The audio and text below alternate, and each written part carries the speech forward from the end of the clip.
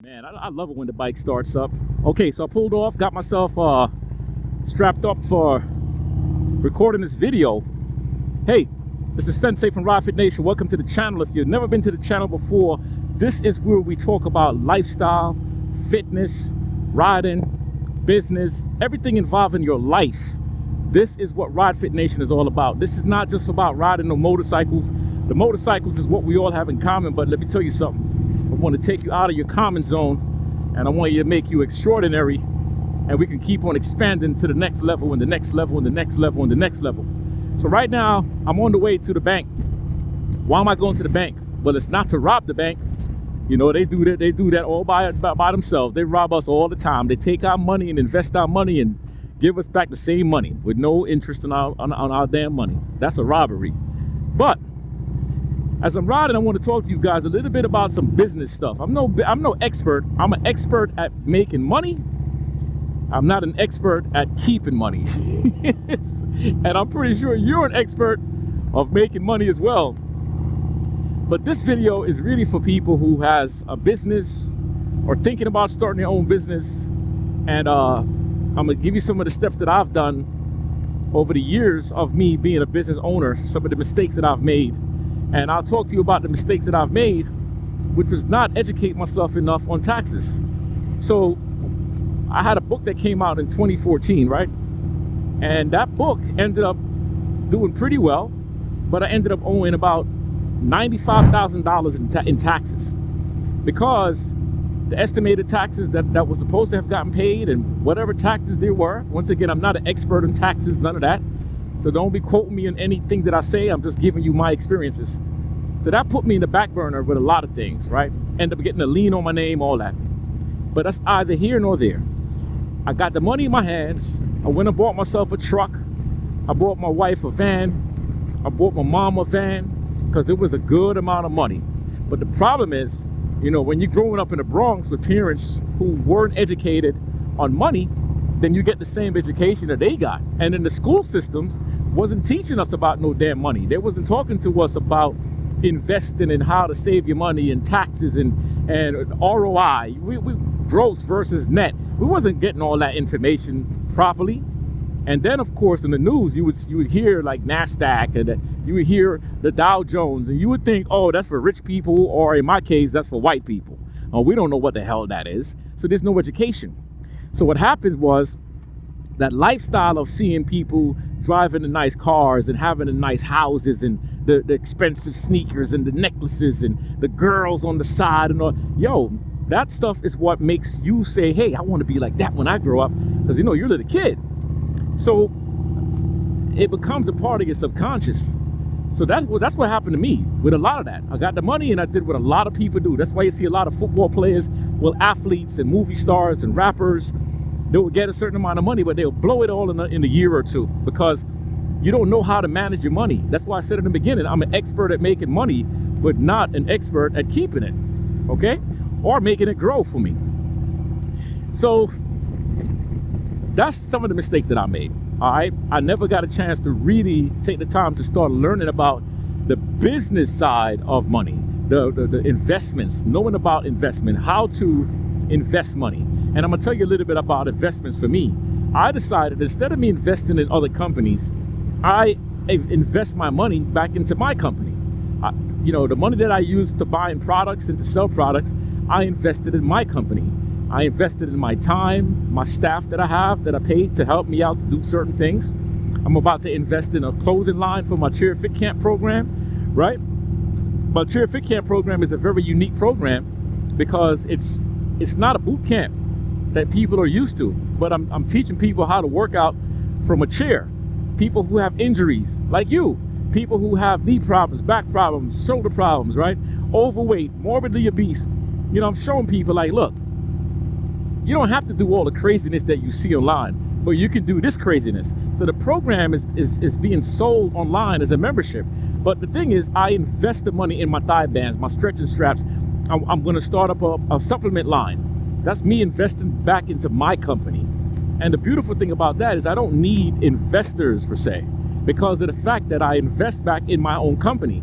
So my money is dependent upon how much work me and my team puts in. Okay, if I want to make $25,000 a month, I could make $25,000 a month as long as I'm willing to put the work in. So that's where a lot of people fail. They don't want to put the work in. They stay stagnant. And you can't stay stagnant with your business. You got to treat your business like as if it's your last breath. You got to treat this thing with respect. And you got to do everything it takes in your power to grow your business, right? So now, when you start a business, before you start a business, and I'm going all over the place, there's no special order. Before you start a business, you got to figure out what type of business you want. See, a business is anything, understanding the problem, and then having the solution to that problem. Okay? For example, somebody just got out of surgery. They need physical therapy. They can't move their legs. Hey, my Cheer Fit Camp program could teach you how to get stronger. Okay, somebody who is paraplegic. Hey, I have a Cheer Fit Camp program who I can teach you how to move certain muscle groups that you do have control on. You see what I'm saying? You got to have the solution to a problem. Then you figure out, okay, who's going to be your target audience? Is your target audience going to be older folks who most of the times don't have the money? They're normally on governmental, supplemental income. Or are you going to have younger kids who don't have money? They're going to be dependent upon their parents. Or you're going to have the middle age between the 35 to 55 to 60, who chances are they are already employed, maybe self-employed, and they have the means to pay you your worth and your value. You understand? Are you going to be dealing with men, women, straight people, gay people, religious people, non-religious people, motorcycle riders? You know what I'm saying? Like people who like to wear suits. What business audience are you going to be talking to? And that's how you start to develop the strategy for your business marker. A lot of people think, hey, I'm going to start a business and I'm going to start making a whole lot of money. Nah, you're not going to do it. No, you're going to spend a lot of money first because you got to spend money.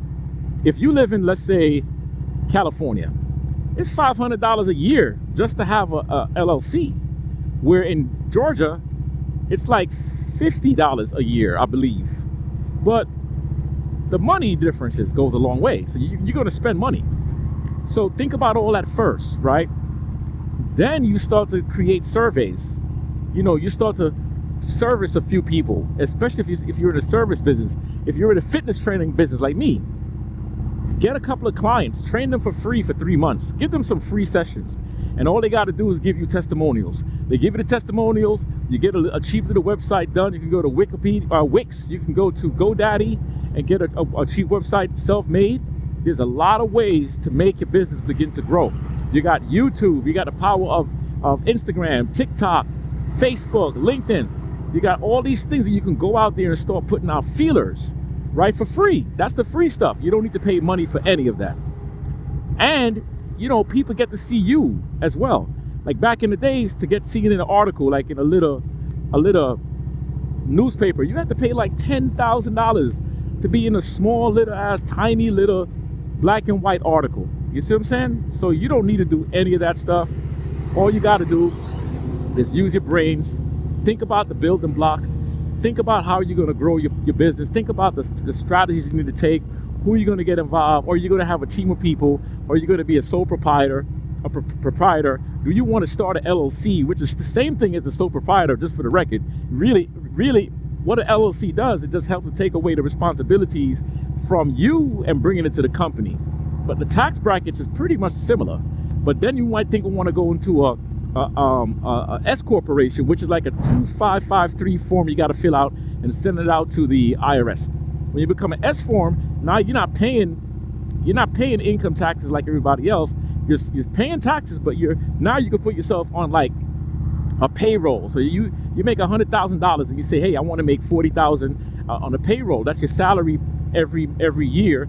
Then you pay taxes on that, and then your S corp will pay the same taxes on that, which may sound like a lot, but at the end of the day, you end up saving like at least $10,000 versus having a regular LLC. And I mean, it's a whole lot. And once again, I'm not an expert in that stuff, so you can look all this up, and you got to figure out if your business, in fact, is worth going to S corp. Maybe you just want to be a regular sole proprietor. Maybe you might think that S corp stuff is for big companies. Nope, it's not. It's not. S corp, you could be a singular entity, with 100% of the shares of your business, and you can still be tip-top shape. Okay? So look into all that stuff for your business. The next thing about business is, when you think about your business, you got to think about what are some of the things you could write off. Like, I'm riding my motorcycle right now. I'm making business runs. That's gas. I can lock that in as a business expense. Whatever I'm spending on this ride, guess what? This is a business expense. You got to write it down, write it down, write it down. You feel what I'm saying? The thing about business to me as well is, like, people think, I'm nervous, I'm scared. I don't think I have what it takes to start a business, and you start to talk yourself out of it. Well, think about it this way. The company you're working with started from somewhere. It started from somewhere, and then now you are an employee to that company. So you got to be the one to say to yourself, well, I need to start right now my business as well, because look, you're making money for somebody else. So how about you make money for somebody else while you're making some money for yourself? And it might not sound like a lot of money, but let's say you decide you want to pick up trash, dump like a garbage removal or something, and you end up making $150, only $150 in a month. It might not sound like a lot, but you make that every month. Yo, how much money is that? If you got that's what, $1,200, half of $1,200 is $600. That's $1,800 that you're generating for the whole year. My math might be off, but I'm assuming, yeah, $1,800 that you're generating for the entire year. And when you think about that, it's amazing, because that $1,800 could go to your mortgage. That's $1,800 more that you could pay to your car note, your motorcycle note. You know what I mean? Like, you could put that money towards your dream vacation. Whatever you got to do. You see, right now, this is the Miles money part I'm talking about. This is the money piece I'm talking about. When I say Miles money muscle, I mean Miles money muscle. All right? This, you know what I mean? Forget all that. Hey, man, look at me. I'm riding to Canada. I'm going to Detroit for pizza. Yeah, that's all good. That's good. But guess what? All of that stuff costs money. All of it costs money. When I'm riding my motorcycle, you gotta factor in the time, which means hotel stay, which means food, which means gas. My last trip, I had a flat tire. If I did not have my coverage, I would end up paying $700 for a flat damn tire on a motorcycle. All right, so it's expensive. So everything that we do is expensive. So you got to be able to take that money, make that money, and save your money up enough so you could have emergency funds put away. And as a business owner, you've got to have emergency funds put away. You got to say to yourself, yo, you know what? I'm not going to take that ride, because that ride is going to cost me about $1,500. I prefer to put that money towards my emergency money. I'm not going to go up to this bike night, because that bike night, I'm going to end up spending like $80 on damn food. And these cats might want to smoke, and you might get into a given mindset and decide that you want to treat somebody to a drink. That's like $5. You know what I'm saying? You know what I'm saying? So I know I'm all over the place, but I'm giving y'all some things to think about. You know what I mean? Don't let this the temperature in the world take you guys down right now. Keep yourselves aggressively moving with all the decisions that you're making. Every decision that you're making, make those decisions for yourself, for your business, for your family. Keep on doing the things that make your mind, your life, your spirit, make everything has to grow. Everything has to grow. And if it's not growing, then you got to ask yourself, why? Why is it not growing? Why is everything feeling so limited? And you start to create the answers. You feel me? It's up to you. So that's it for now. If there's any topics that you want me to touch on when it comes to this business stuff, I just gave you guys a whole bunch of things to think about, from your LLC to your S Corp to saving the money, how to start the business, to strategize, to think about the emergency funds, to think about the people you wanna start to serve. All these things. Think about the type of business you want to make. I touched on a lot of that. There's a whole lot more. So I'm gonna keep on putting these videos out, man. I know some of y'all don't want to hear this, but somebody do. And I'm gonna give you my experiences. I've made a lot of money in my life, but I've also lost a lot of money in my life. Okay, so I'm on the next level right now, where making the money is way more important than spending it. So that means it's time for me to be cheap. Let's keep on getting these miles. Let's get this money. Let's get these muscles, baby. All right, we out.